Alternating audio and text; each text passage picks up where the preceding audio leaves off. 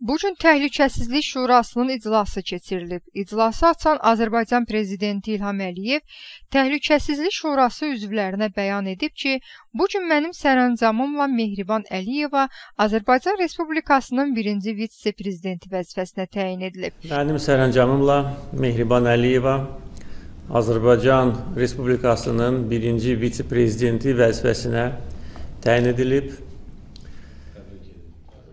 Mehriban Əliyeva uzun illərdir ölkənin ictimai, siyasi, mədəni həyatında mühüm və fəal rol oynayır.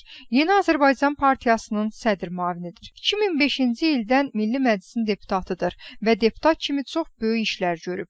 Heydər Əliyevin adını daşıyan fondun prezidentidir.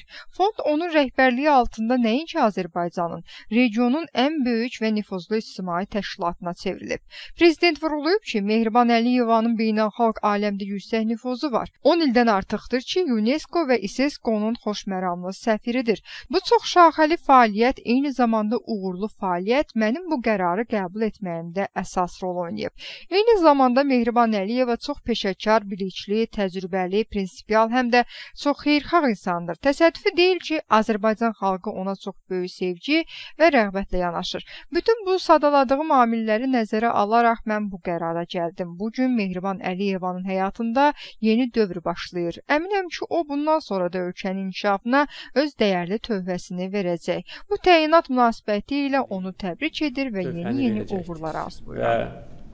Bu təyinat münasibəti ilə mən onu təbrik edirəm və ona yeni uğurlar arzulayıram.